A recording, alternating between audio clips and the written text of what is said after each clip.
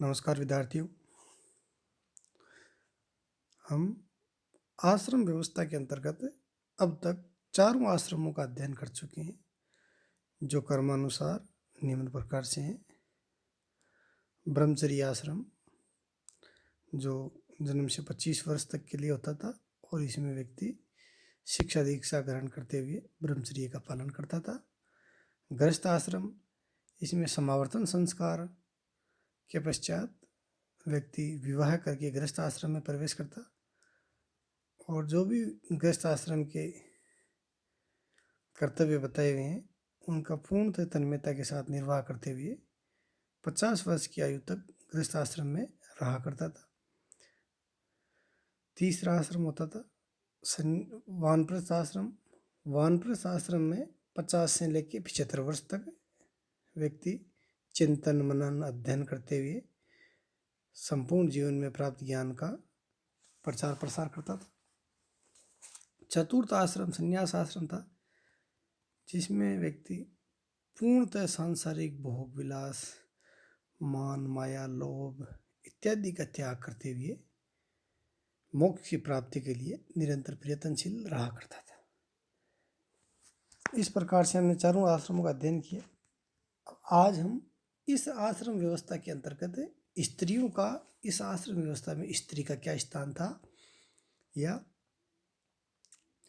स्त्रियों की इस आश्रम व्यवस्था में क्या दशा थी, कौन सा स्थान था, उनकी महती भूमिका किस प्रकार से थी, इस बारे में हम इस बारे में अध्ययन करेंगे या इसके बारे में गहराई से जानेंगे।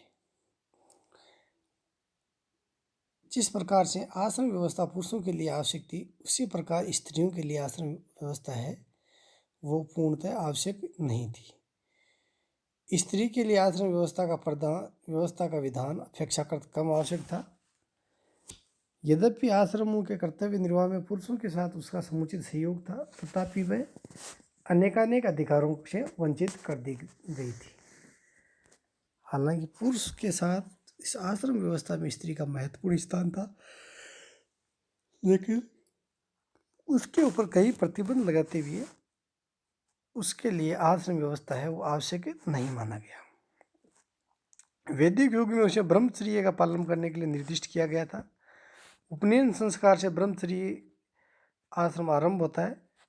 ब्रह्मचर्य का पालन करती हुई कन्या है वो शिक्षा दीक्षा ग्रहण करती थी तथा 16-17 वर्ष की आयु तक शिक्षा प्राप्त करने वाली कन्या को सदोवधू कहा जाता था। तत्पश्चात उसका विवाह कर दिया जाता।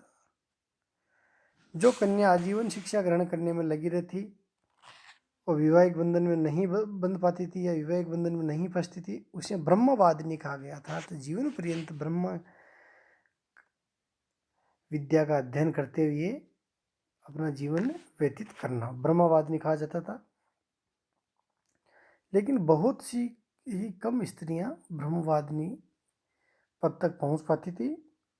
स्त्रियों का ब्रह्मचर्य जीवन भी बहुत कम व्यतीत होता था।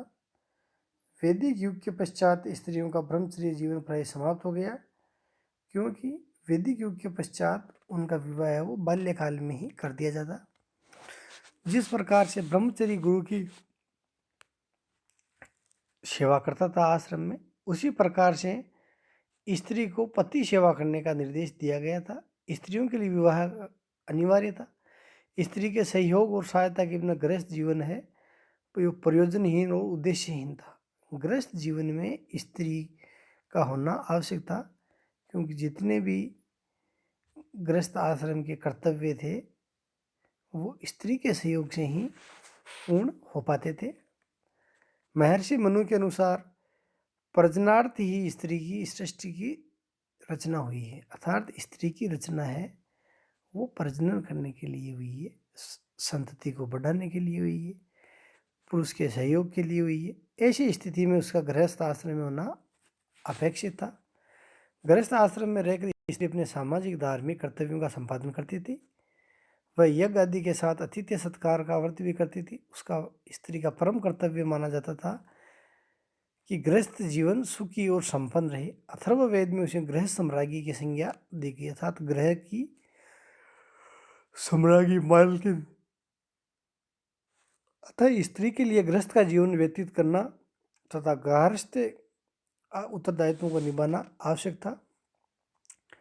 गृहस्थ आश्रम की समाप्ति के पश्चात वह अपनी इच्छा अनुसार पति के साथ वानप्रस्थ आश्रम में भी प्रवेश कर सकती थी या फिर अपने पुत्र पौत्रों इत्यादि के साथ घर पर भी रहा जा सकता था। यह सब उस स्त्री की इच्छा के ऊपर निर्भर करता था। अतः वानप्रस्थ आश्रम उसके लिए उस प्रकार से अनिवार्य नहीं था जिस प्रकार से उसके पति के लिए।